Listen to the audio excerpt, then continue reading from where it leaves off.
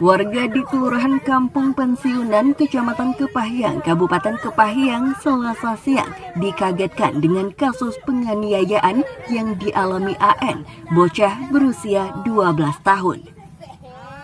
Ibu korban tak hentinya menangis dan berteriak histeris karena tak menyangka buah hatinya dianiaya dengan senjata tajam oleh AS, remaja 16 tahun yang tak lain sepupunya sendiri. Lagi santai di sini, Pak. Menurut warga, sebelum kejadian, korban sempat dikejar oleh pelaku yang membawa sebilah parang.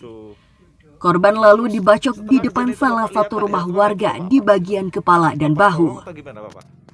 Kami pertama-tama itu duduk, di itu ada lari minta tolong, tapi sudah minta tolong sekali itu tidak lagi. Pak, apa yang diminta tolong itu, Pak? Anak itu Minta tolong itu kan dikejar sama orang itu tadi, yang bunuh tadi. orang BKD, Pak? Hah? Maksudnya orang yang bunuh. Yang diminta, yang tolong tuh yang dibunuh kan itu. Terus yang mengejar itu bawa apa, Pak? Bawa barang. Barang panjang, Pak ya? Tidak, barang biasa, Pak. Terus yang dikejar itu, Pak, anak-anak atau gimana ceritanya, Pak? Nah, sudah umur sekitar 14 tahun, 13 tahun, satu SMP. Kira-kira Bapak tahu nggak, Pak, apa masalahnya, Pak? Tidak tahu, Pak. Diduga kasus ini dipicu karena masalah hutang orang tua korban yang belum dibayar ke orang tua pelaku. Korban saat ini masih kritis di rumah sakit, sementara pelaku langsung ditangkap usai kejadian. Lanjuti dan dapat informasi digali dari TKP Sipal Pensiunan, banyak darah, sudah ada motif dendam, sudah lama dendam, memang dari rumah sudah membawa parang untuk ke kebun. Kemudian dikejar-kejar di depan rumah, masih cepat dibacok, tidak terkena bacokan. Di belakang rumah kabur si korban ini masih umur 12 tahun, kemudian dibacoknya lagi sampai di persimpangan simpang pensiun tersebut. Kemudian dilakukan pembacokan sebanyak 2 kali di bahu kiri dan di kepala sampai terbelah kepala tengkorak.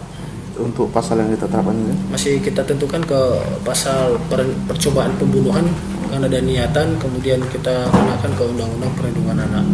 Untuk ancaman hukuman? Ancaman hukuman 15 tahun. Karena masih anak-anak, tapi kita akan minta pendampingan oleh Bapas.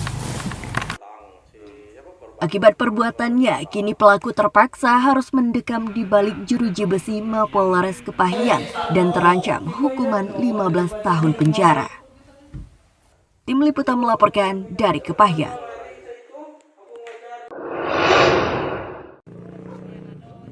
Sementara itu, rekonstruksi kasus penganiayaan berat yang menimpa AN, bocah 12 tahun tersebut Rabu siang menyita perhatian warga setempat. Polisi menghadirkan langsung tersangka yakni AS, remaja 16 tahun yang tak lain sepupu korban sendiri. Sedikitnya ada 9 adegan yang diperagakan tersangka, mulai dari mendatangi rumah korban hingga mengejar korban dan membacok kepala dan bahu korban. Kapolres Kepahyang AKBP Suparman menjelaskan kasus ini didasari motif dendam pelaku terhadap korban yang dilatar belakangi masalah hutang orang tua korban yang belum dibayar ke orang tua pelaku. Masalah ini sudah dimediasi di tingkat desa, namun pelaku tidak terima dengan hasilnya dan mendatangi rumah korban hingga terjadi peristiwa pembacokan tersebut. Ibu dan tersangka yang memberikan pinjaman hutang tersebut. Setelah mediasi selesai dan pulang ke rumah masing-masing, jadi mediasi selesai ini permasalahan masih belum selesai. Mediasinya sudah selesai dan permasalahan tetap belum selesai. Tersangka merasa tidak puas dan sakit hati atas ucapan yang disampaikan oleh orang tua korban terhadap orang tua tersangka dan mendatangi rumah korban yang berada di Kelurahan Pensiunan, Kecamatan Kepahyang, Kabupaten Kepahyang sambil membawa sebilah parang yang diselipkan di pinggang tersangka. Tersangka sendiri mengakui semua perbuatannya karena ia merasa sakit hati orang tuanya dimaki-maki dan dituduh memukuli korban. Ngomong apa? Keluar dulu, kecilnya keluar, mak aku Pak. Apa kok tega melakukan itu? Nyoi ko, Pak nuduh aku saya itu, Pak. Nuduh aku ninju dia, Pak. Aku tidak ninju, berani bersumpah, Pak. Sekarang udah di polisi. Pemberingan, Pak. Ada rasa penyesalan nggak? Ada, Pak.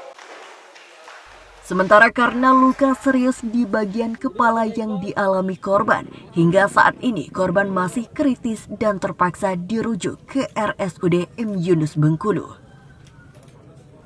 Tim Liputan melaporkan dari Kepahyang.